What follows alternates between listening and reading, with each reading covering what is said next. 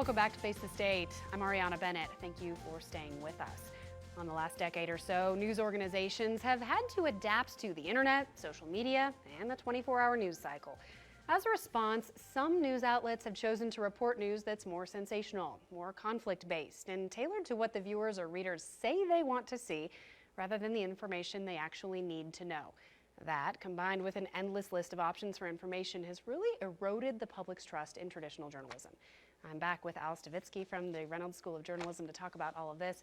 Al, thank you again for your time. My pleasure. All right, so it's something we hear all the time. You can't trust the mainstream media, the liberal-leaning media, the conservative-leaning media. Overall, there is a general sense that what you're getting from the traditional news outlets isn't as trustworthy as it used to be. Can you pinpoint maybe when that started to change?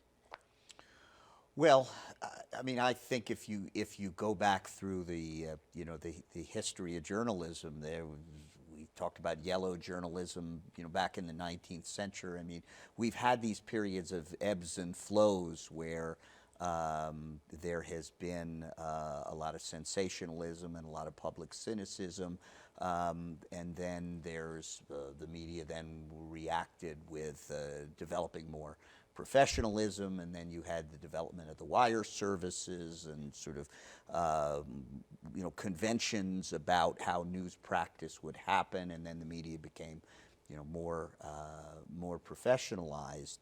But then with that, you also had situations where political figures began to poke at the media and took the media to task, which prompted a lot of public cynicism. And then you had some very large media conglomerates develop. And then with that, there were great commercial pressures then and news then began to generate an awful lot of money. And then news became a commodity, particularly in television. So there were lots of forces between the political and the commercial that have sort of led to this ebb and flow in public mistrust. But I think we're now in a period where there has been, I think, a steady decline in recent years, and again the divisiveness brought by this election is really a concern. Yeah, and I think some of the negative attitudes from the public are deserved. I think that there are some mistakes being made by many media outlets in ways that I think maybe were well-intentioned, trying to compete with other options for information and entertainment, ends up a blend of this infotainment that we often see in cable news. If you have to get eyeballs, you have to do something that they will watch and something that they want to see, something that'll make them turn on the TV or click on an article. And I think that people are smart and they've noticed that that's happening. And so it's overall kind of given this reputation that is maybe earned in some places and not in others. Because we know there is good journalism still happening. I think maybe you just have to look a little harder to find it. Is that your perspective too? I think in many ways these are the best of times for journalism, because there are now so many sources for it, and you now can get news on demand, on the phone in your pocket, instead of waiting for the 6 o'clock news on TV or for the newspaper to pop on your doorstep at 6 in the morning. So in that sense, and you can find out almost anything from anywhere in the world. You can pursue any subject in depth. There is wonderful data available online. So in that sense, it's a wonderful time to be in journalism. At the same time, though, the rise of the internet and many of the new technologies has really crumbled a lot of the traditional business models. And so while it may be a great time to be a consumer, it's a challenging time to be involved in media firms. And so, there's a lot of this kind of best of times, worst of times tension going on.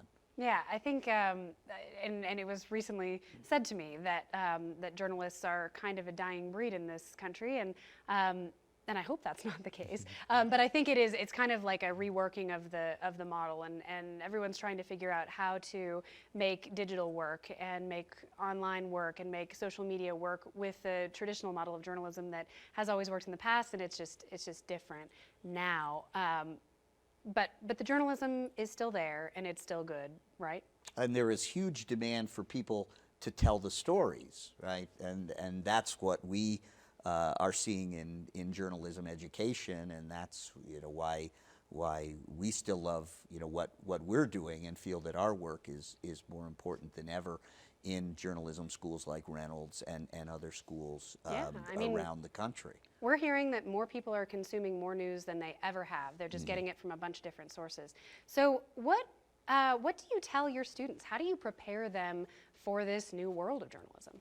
Well, we say to the new freshmen coming in the door that it's very likely that when you graduate in 4 or 5 years, you will go to work for a firm that does not exist today, perhaps on a platform that has not yet been developed, and in a job category that with a job title that we don't know of today, because now when you think about all the new aspects related to the media, not only the storytelling, but now the data analytics and the engagement, because now we talk about journalism as a conversation. It's not just you put your story together, you send it out, but now there's the feedback loop, and you're getting emails, and you're getting responses to your Facebook posts.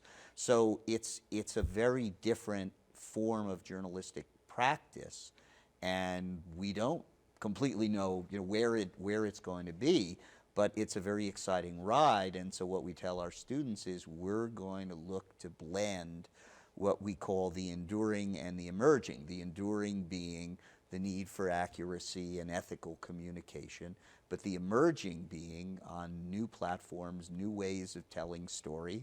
I mean, who would have thought that Snapchat would be a major way to tell political news in covering the election, something that disappears after a period of time. So, we really are kind of baking this fresh daily, as I tell the faculty, and it makes it a very exciting time in our business, but also a bit daunting. Yeah, in that same vein, and we only have about 1.5 minutes left, how would you say that, journalists now and all the incoming journalists that you are teaching, how do they establish that trust? What do they need to do to have that, gravitas and what they need to portray to the public? I think you have to be authentic, and you have to be as transparent as possible about what